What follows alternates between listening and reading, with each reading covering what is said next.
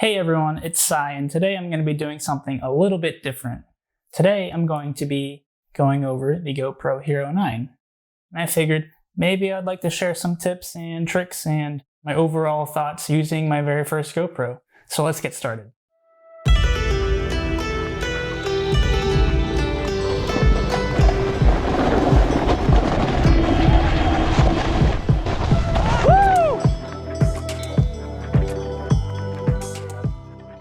So I got the camera, I took it out of the box maybe a couple of weeks ago. I wanted to use the GoPro with the settings right out of the box. I didn't change any of the settings. Went on a hike with some friends and we were in a kind of dark forest. The first thing I discovered was that the GoPro does not fare well in low light. The sensor is just too small. A lot of the shots are noisy, they're dark, they don't look very good, they're grainy. So I learned that very quickly. Second time I took it out, I kind of adjusted some of the settings, took it around the neighborhood here. Shots look a little bit better, a little less noisy. And last weekend, I took it up to Lake Tahoe where we had 2 bright sunny days, and I really got to see the Hero9 shine.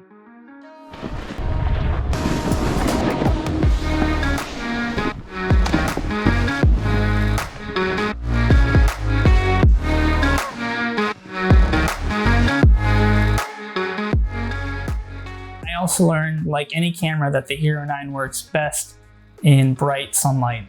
I also tinkered with the settings a little bit further. I lowered the max ISO down to 200, I believe, and I turned the sharpness down to low. And you can just really see the difference in footage between the first time I used it and the 4th time I used it.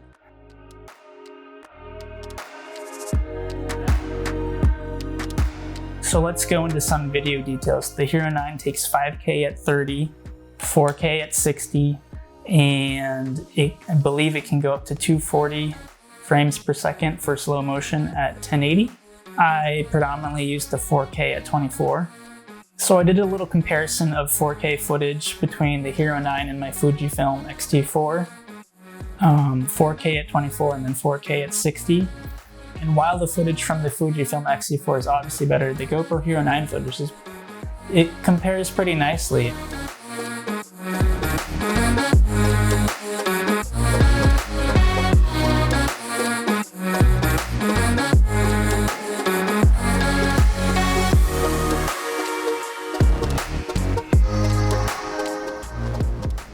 Here are some of the optimal settings that I've found for video. I'll put them up on the screen right now.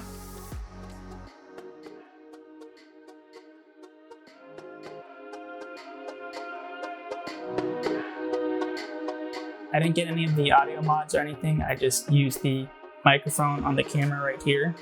I thought the audio was pretty good. In this clip, you can hear my wife and I talking when we're just kind of hanging out while we're cross-country skiing. Notice the difference while we're cross-country skiing and while we're stopped, and just how the audio comes through. Never had a GoPro before. I've only used them previously. I think the last one I used was the Hero 5. And I don't know what GoPro does, but it is super smooth. You tell them about how your horrible wife makes you do all these things. That's my wife. I make them go backcountry, cross-country skiing. Look at this. It's terrible. It's pretty awful. It's awful. I want my money back. Oh wait, we didn't pay anything. In terms of photography, I took a few shots with the Hero9 and they came out pretty good. One thing that I did notice was that the photos seem over-sharpened. I'm gonna have to try to play with the photo settings and lower the sharpness. Like video, I don't like having my footage over-sharpened from the camera. I'd rather do that in post if I wanted to. It's a 20 megapixel camera. It takes good photos. Does it take great photos? I'm not really sure. Probably not compared to your DSLR. But it does have a super photo function, but I've yet to try that. So we'll just have to see once I play around with that a little bit more.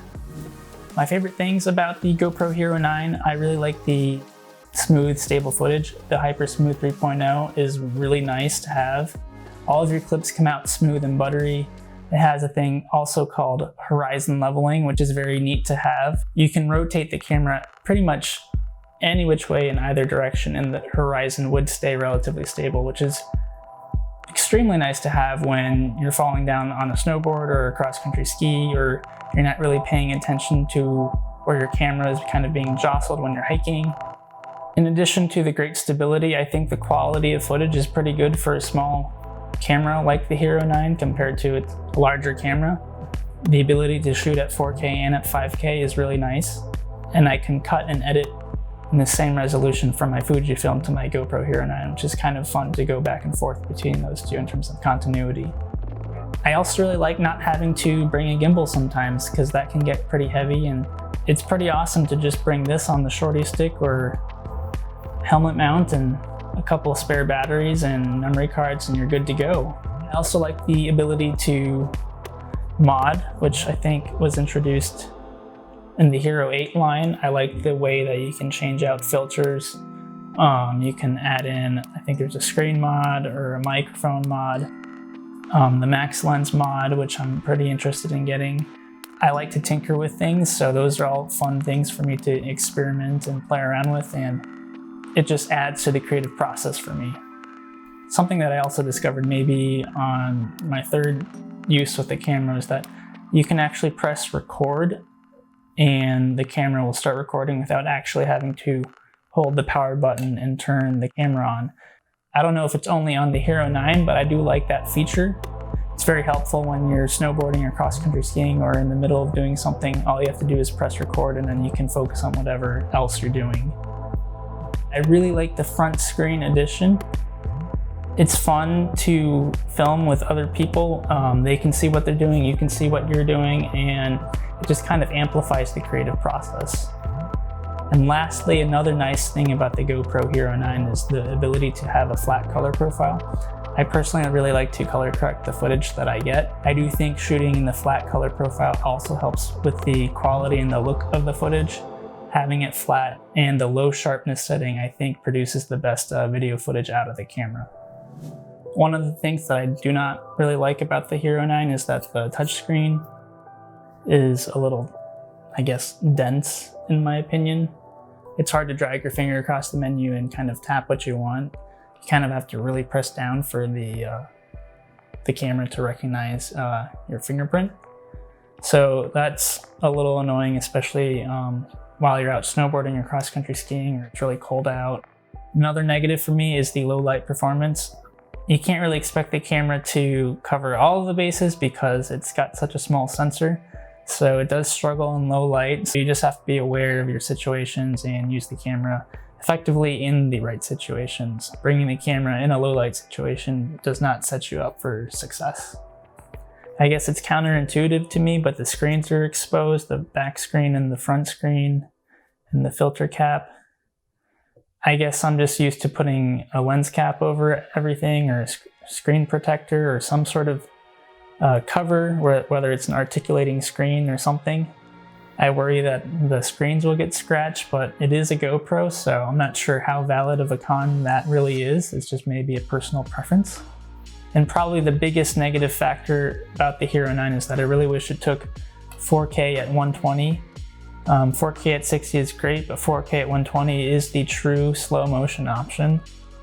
And the camera does not have that, so that's definitely a want and a wish for the next iteration of the GoPro. I would recommend the camera if you spend a lot of time outdoors or are heavily involved in action sports. I think it's a great camera for that. That's what its reputation is based off of. The Hypersmooth 3.0 and horizon leveling technology is fantastic. It's a great upgrade if you have a previous version or if you're looking to get a new one.